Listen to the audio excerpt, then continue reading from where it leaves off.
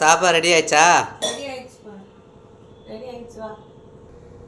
கருப்பு கவுனி கஞ்சி, கஞ்சிக்கு தொட்டுக்கு புதினா, அவரைக்காய் பொரியல்.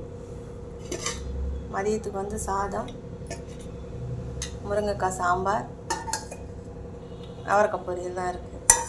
இது நைட்டு இட்லி மீந்தது நம்மளோட பொடி போட்டு பொடி இட்லி மாதிரி இட்லி ஃப்ரை பண்ணியிருக்கேன். சூப்பராக இருக்குது டேஸ்ட்டு. சாம்பார் சாதமாக ரெடி பண்ணிட்டாரு. ஆமாம், நிறைய சாம்பார் இருக்குது. சாம்பார் சாதம் எப்படி ரெடி பண்ணுறேன்னு பாருங்கள்.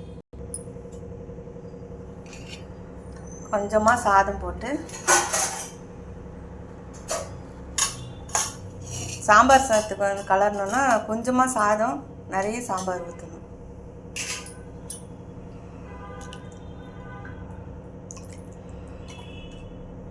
சூடாக போட்டு கலரும்போது சூப்பராக வந்துடும். 3 கரண்டி ஊற்றியாச்சு.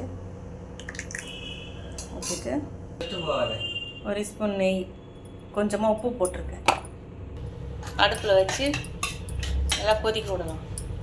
சாம்பார் கொஞ்சம் நல்லா கொதித்து சுண்டி வந்தோடனே இறக்கிடலாம்.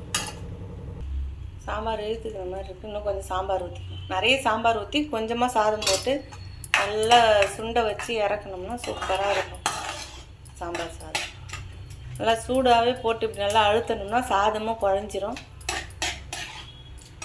முழுசாக இருக்காது, சாதமும் நல்லா குழஞ்சி வந்துடும். நெய் ஊற்றி நல்லா கலரும் போது சூப்பர் டேஸ்ட்டாக இருக்கும். கெடாமே இருக்கும்.